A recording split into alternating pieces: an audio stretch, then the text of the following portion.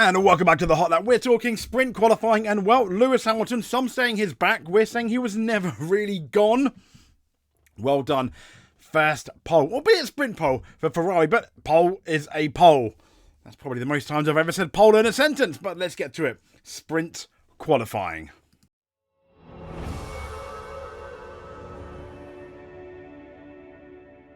So this was it, sprint pole. Lewis Hamilton, he even came out and pretty much said, I'm very surprised that I got sprint pole. He was quite shocked, obviously elated, as were the entire Ferrari carriage, obviously.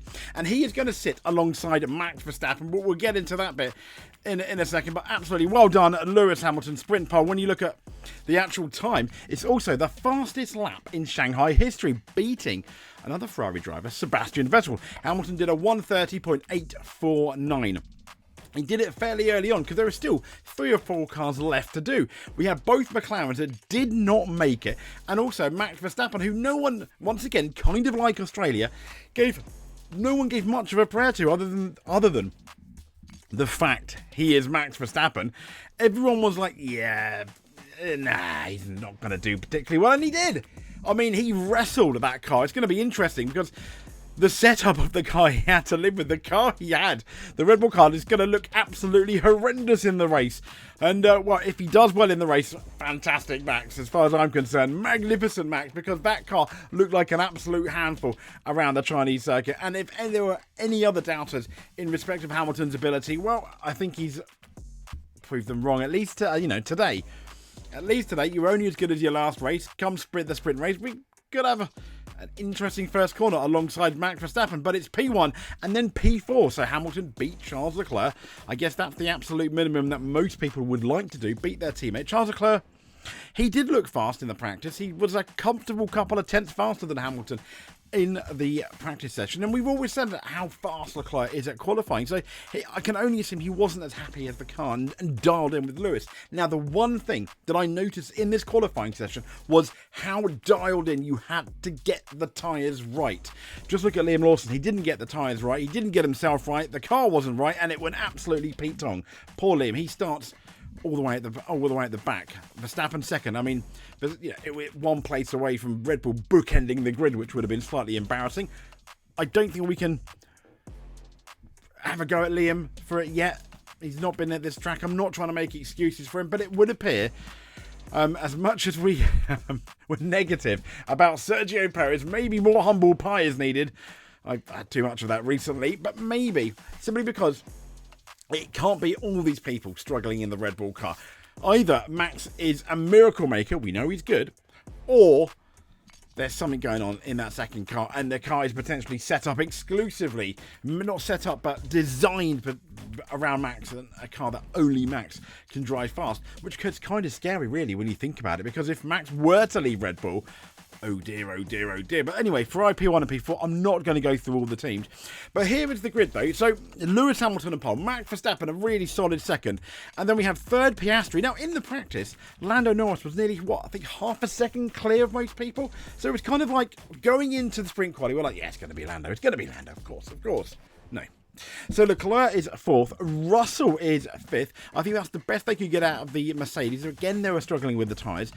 Norris is 6th. Now, to be fair to both McLaren drivers, kind of like Verstappen's Red Bull, but not so much. It did look a bit like a handball.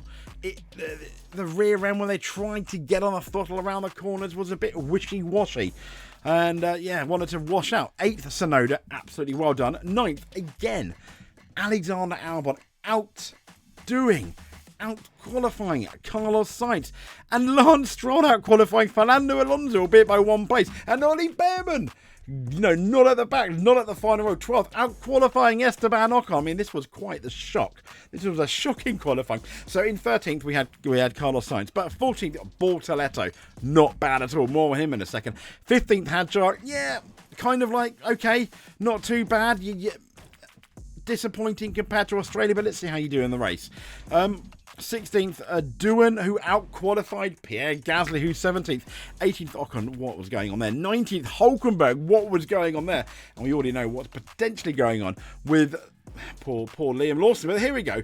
Bortoleto, 2-0 up qualifying against Nico Hulkenberg, which is something I did not think would happen. Now, Nico Hulkenberg, obviously in Australia, it was down to experience. It was literally driving to survive in Australia, which Nico Hulkenberg did very well. So it's going to be interesting to see what Bortoleto can do, but he's out-qualified Nico Hulkenberg 2 times already. Not bad for a rookie, absolutely not bad.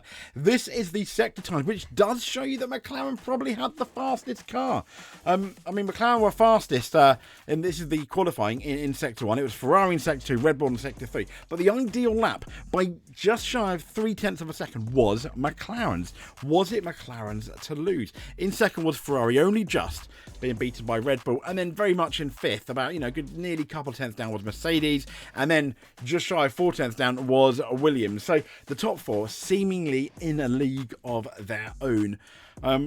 But it shows you, I think, how good Lewis Hamilton did when you look at the margins between him and the Red Bull. Really good. Not bad at all. So, let's talk about P2 Max, P20 Liam Lawson. I mean, well done, Liam, if I'm honest. Not. I mean, he must be so frustrated. And I don't think, as I said earlier, we cannot lay the blame exclusively on Liam Lawson. There's something wrong with that second car, surely by now, because he was struggling, Perez struggled, Albon struggled, Gasly struggled. Hey, even Kvyat, you can even argue Kvyat struggled, going all the way, but the only one that didn't struggle seemingly was Danny Ricciardo. And this massive gulf, there is no way Liam Lawson is that much slower than Max Verstappen. I did say the same about Sergio Perez. I mean, this is one hungry guy. This is a guy that, yes, he almost matched Tsunoda in the Racing Bulls, and Red Bull obviously saw a talent in him. And if you remember the Silverstone test, he was only a couple of tenths slower than Max Verstappen there as well. This was the Silverstone test last year in last year's Red Bull, which was also supposedly hard to drive. Not exactly easy to drive. Just ask Sergio Perez. It's going to be interesting to see how he does in the race. I guess the only way is up for Liam. Hopefully he has a mega race. This was Helmut Marko coming out, supporting his driver. Or was it sour grapes? He said Marko responds to Hamilton pole. He put unbelievable achievement. Yep. It's against Leclerc, who is a fantastic qualifier. I mean, it's an unbelievable achievement. But even if he has a good Ferrari and we build a medical Red Bull, for Max, I would put my money on Max. I mean, it's nice that he supports his driver. I mean, I think, given both an even car, you may have a point. If Lewis is indeed in a better car, come the race, and Max is not in anywhere, in a worse car than Lewis, I think both of them at their peak, he's not winning it. Just the same as you reverse it. But it's nice that he has these fantasies, isn't it? It's nice to live in a fantasy, isn't it, Helmet? Once again, he's opening his mouth and, yeah, moving on. But I'm not denying that Max is a good driver. So, McLaren, P3 and P6 won, after Australia, their front row. And then P3 and P6. Sorry, I'm about to... I've just had some fruit and I had like a seed in the back of my throat. So, P3, P6, not where I think anyone would have expected McLaren to be. We figured front row, at least a pole for Lando.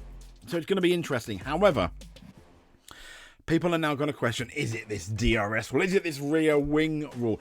What does seem to be interesting come the race is everyone's still saying that McLaren is very good on its tyres. And bear in mind, we're not going to have a pit stop in that sprint race. It's going to be really interesting. So I think you still have to say, outside of Lewis and Verstappen, McLaren potentially winning the race. I mean, Piastri there in P3 is primed to win the race.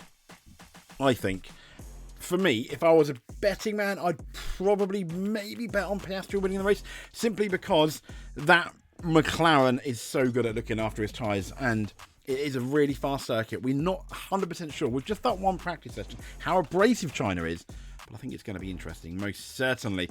So, and this is Oscar Piastri saying the pace in the car is still very strong, and I'm confident I can fight for a higher finish from third in tomorrow's sprint. It's exactly what we've been saying. So this is Lando Norris, and he said, we'll now focus on working hard overnight as a team to get ready to go again tomorrow and scoring strong points, and I've no doubt they will. So, last but not least, is the Williams team could be in a bit of trouble. This is the FIA, well, Formula One report from the stewards. The Atlassian Williams racing team failed to provide the video files recorded by the wireless forward and rearward facing cameras within 1 hour after the end of the first free practice session, as described in the procedure additional diagnostic. These video files recorded by these cameras are used to monitor compliance with obviously this whole new flexi wing debate. He said, as this is not in compliance, I am referring this matter to the stewards for consideration. Could they be DQ'd? Could they be like have their qualifying taken away? I'm literally just checking as we speak now at 10 to 6, and I cannot see anywhere where that has happened. No. So I guess we're good. Okay, moving on. If you made it to the end, please give us a subscribe. If you are not subscribed, hit that notification button so you don't miss an F1 video. Other than that, you just watching it is more than enough for us. If you want to help us more, just simply hit that like button, comment below, let us know what you think about the qualifying. But until then, stay safe, thank you for watching, and speak to you soon. I pressed the wrong button again, haven't I? Yeah, there we go. There it is.